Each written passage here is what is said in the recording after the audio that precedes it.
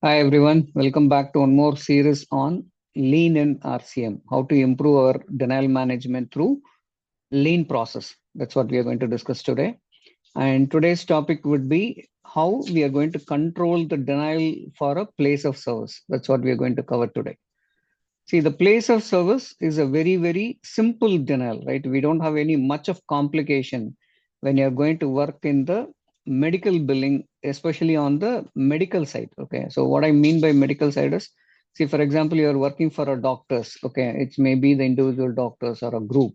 Your place of service will not be a major problem unless you are going to work under any of the lab, right? So we will touch upon what is a place of service denial. So whenever the claim denied for the place of service, so what we need to do, we'll check the EOB or ERA and we will confirm whether it is previously paid or it is not paid. So what we are going to do is if it is previously paid, the claim processed incorrectly by the payer and we will send it back for reprocessing. And if it is not paid previously, we will send back to the coding and the coding team will do the corrected claim and then we will rebuild the claim. This is what the general process is.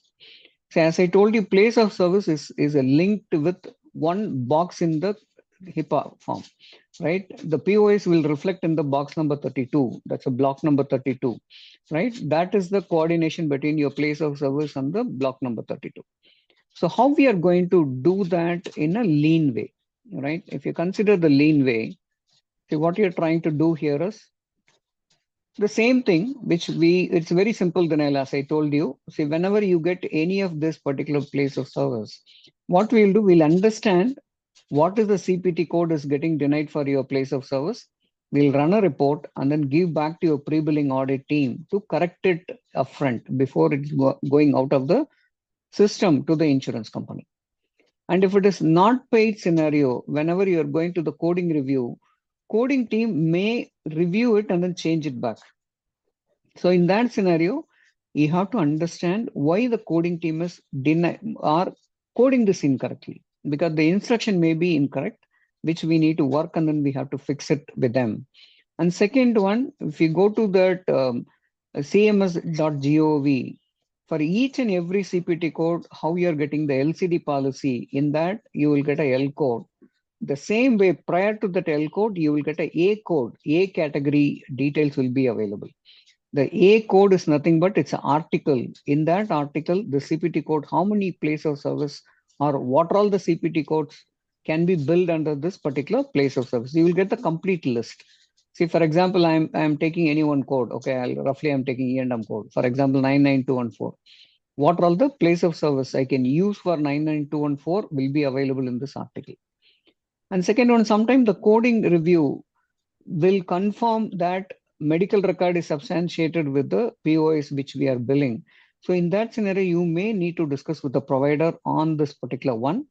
Maybe your PMS may billing incorrectly or some other reasons for that. Okay, for example, if everything is correct, still we are getting a denial. That may be the reason.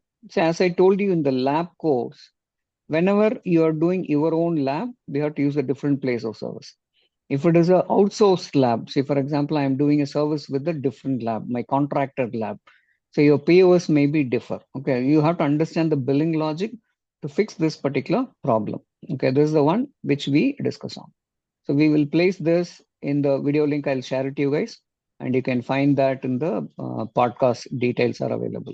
Okay, I'll share that detail. See, coming to, I'm sharing my Excel sheet here. See, coming to the POS denial, that's very simple. As I told you, there are CO5. Okay, that's a 5 will be one denial code and 58 will be one denial code. See, if you look into that 5, it says the procedure code bill inconsistent with the place of service. That's a straight denial.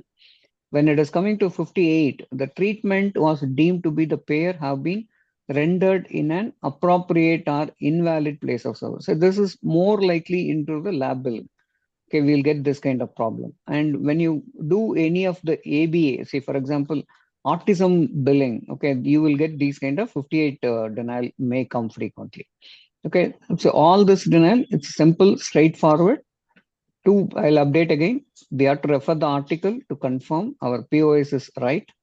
And if the POS is right and your insurance is continuously denying, you take it to the next level, escalate it. It may be due to their AI treating or AI is processing your claim. That may be the reason. Escalate it and then try to fix it. Okay, this is what we discussed today. It's a coding, the POS is a very simple denial in the coding part.